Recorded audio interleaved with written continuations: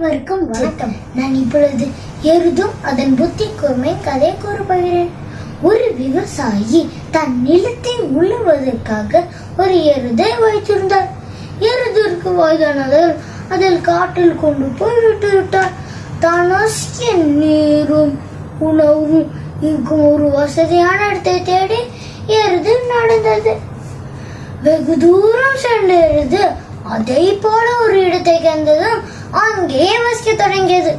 ஒரு நாள் ஒரு சிங்கம் அந்த குகையை நோக்கி வந்து கொண்டிருந்தது. எருது சட்டம் பயப்படவில்லை. உடனே எருது குகையை நோக்கி, அன்பே, நம் குழந்தைகளுக்கு 3 நாள் உணவு கிடைக்க போகிறது. ஒரு பெரிய சிங்கம் இங்கே வந்து குடிக்கிறது. அக்குகைக்கு அருகே இருந்ததும் என் கொம்பினால் குத்தி உள்ளே படுகிறேன் என்று எருது சொன்னது. இதை கேட்ட சிங்கம் பயத்தினால் தலை தெறிக்க முடியாது.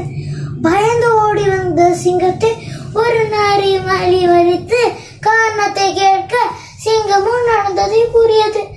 நரி ஏளனமாக சிரிக்க சிங்கம் கோபமாக, ஏன் சிரிக்கிறார் என்று நரியை கேட்டது.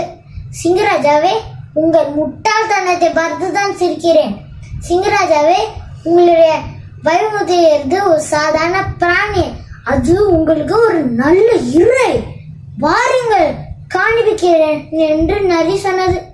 நரி சொன்னதை சிங்கம் நம்ப தயாராகவில்லை. ராஜாவே, தயங்காதீர்கள். உங்களுடைய வாளை என்னுடைய வாளோடு சேர்த்து கட்டி கொள்ளுங்கள். ஆபத்து என்று வந்தால் முதலில் எனக்கு தான் என்று சமாதானம் கூறியது. அதன்படி இருவரும் எருதிற்கு இடத்துக்கு சென்றனர். இருவரும் வருவதை கவனித்த எருது இப்போதும் பயப்படவில்லை.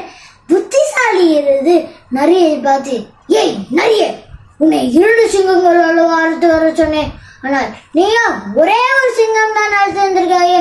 எனக்கு பாதிக்கணும் உணவு இல்லாமல் போக வேண்டுமா என்று சொன்னதும் பயந்து போன சிங்கம் வால் கட்டியதும் பொறுப்பத்தான் தனியே தர என்று இழுத்துக்கொண்டு ஓடியே விட்டது.